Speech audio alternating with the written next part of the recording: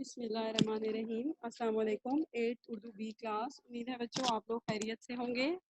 اپنی اردو بی کی بک اوپن کریں، اس کا یونٹ نمبر 17 نکالیں، مرکب اور اس کی اقسام، پیج نمبر ہے 56۔ سب سے پہلے ہم اس کی ریڈنگ کرتے ہیں۔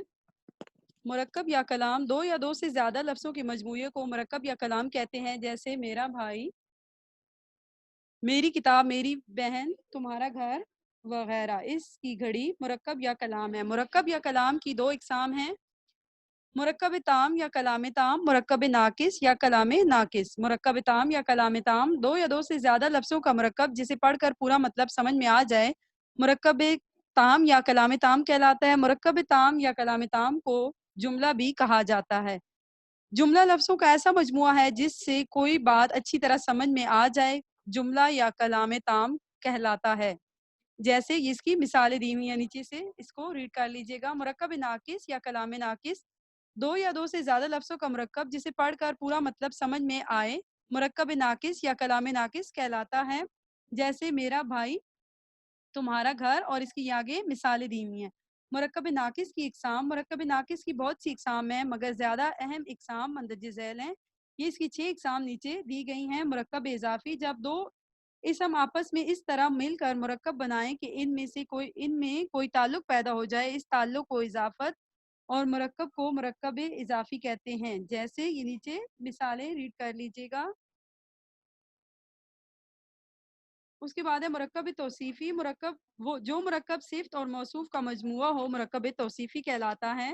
اس کی بھی نیچے ایگزامپلس دی ہوئی ہیں، یہ دیکھ لیجئے گا۔ مرکب عطفی، وہ مرکب جو معطوف علیہ اور حرف عطف سے مل کر بنے، مرکب عطفی کہلاتا ہے۔ جیسے چاند اور سورج، امیر غریب، زمین و آسمان، اور یہ نیچے اس کی مثالیں دی ہوئی ہیں۔ مرکب عددی، وہ مرکب جو عدد اور معدود کا مجموعہ ہو، مرکب عددی کہلاتا ہے۔ جیسے یہ اس کی ایگزامپلس ریڈ کر لیجئے گا۔ مرکب جاری، وہ مرکب جو جار اور مجرور سے مل کر بنے، اسے مرکب جاری کہتے ہیں۔ جیسے گھر میں، چھت پر وغیرہ۔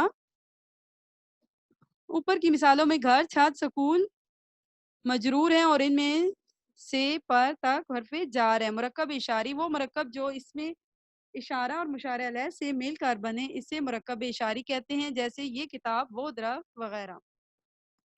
اب آپ اپنی نوٹ بک اوپن کریں، سب سے پہلا سوال لکھیں، مرکب یا کلام سے کیا مراد ہے، اس کی کتنی اقسام ہیں؟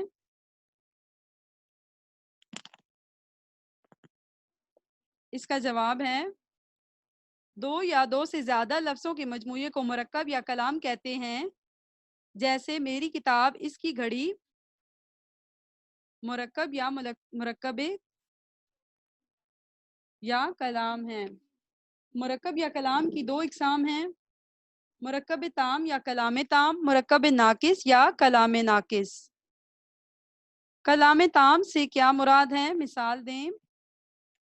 کلام تام سے کیا مراد ہے، مثالیں دیں۔ دو یا دو سے زیادہ لفظوں کا مرکب جسے پڑھ کر پورا مطلب سمجھ میں آ جائے،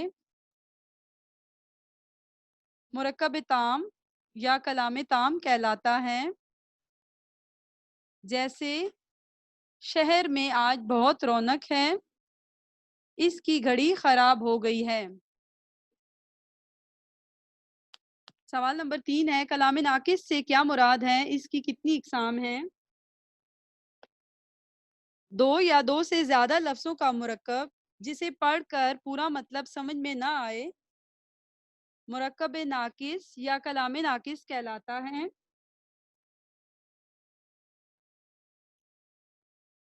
جیسے میرا بھائی، تمہارا گھر، مرکب ناقص یا کلام ناقص ہیں۔ سوال نمبر 4 ہے، مرکب اضافی کی تعریف لکھیں اور مثالیں دیں۔ جب دو اسم آپس میں اس طرح مل کر مرکب بنائیں کہ ان میں کوئی تعلق پیدا ہو جائے، اسے مرکب اضافی کہتے ہیں۔ مثلاً اسلم کا بھائی دل لگا کر پڑھتا ہے، گاؤں کے لوگ بہت محنتی ہیں۔ اس کے بعد ہے سوال نمبر 5،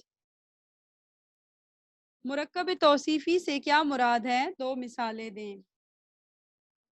मुरक्कब तौसीफ़ी से क्या मुराद है?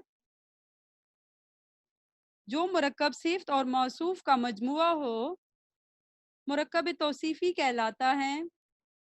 जैसे वो बहुत चालाक आदमी है।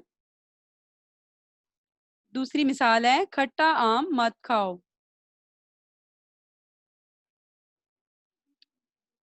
सवाल नंबर 6 है हमारे पास, मुरक्कब अत्फ़ी किसे कहते हैं? मिसालें दें। मुरक्कब अत्फ़ी वो मुरक्कब जो मौतूफ़, मौतूफ़ अलैह और हरूफ़ अतफ़ से मिलकर बने, मुरक्कब अत्फ़ी कहलाता है। जैसे गुल बुलबुल और ज़मीन व आसमान। सवाल नंबर 7 है, हरूफ़ अददी की तारीफ़ लिखें और मिसालें दें। वो मुरक्कब जो अदद और मौदूद का मजमुआ हो, मुरक्कब अददी कहलाता है। जैसे 10 दिन, 20 किताबें वगैरह। सवाल नंबर 8 है, मुरक्कब जारी से क्या मुराद है? वो मुरक्कब जो जार और मजरूर से मिलकर बने, इसे मुरक्कब जारी कहते हैं। जैसे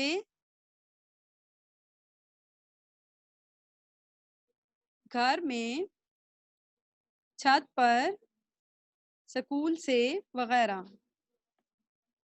सवाल नंबर 9 है, मुरक्कब इशारी किसे कहते हैं? मिसालें दें।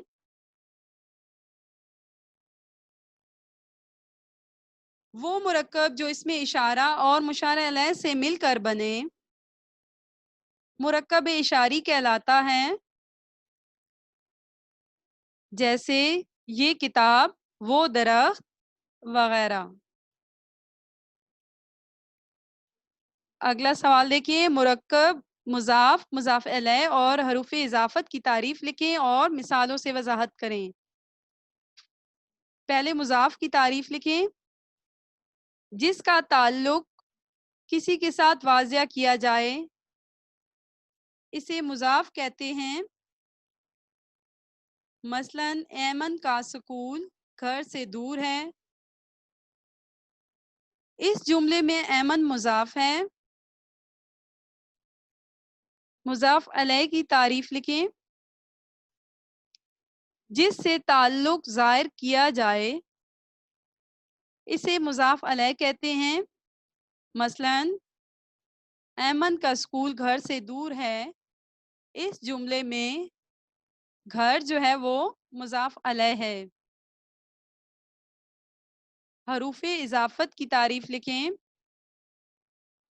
जिस हर्फ से दो इसमों में ताल्लुक पैदा हो, इसे हर्फ इजाफत कहते हैं। मसलन ऐमन का स्कूल घर से दूर है। इस जुमले में का हर्फ इजाफत है।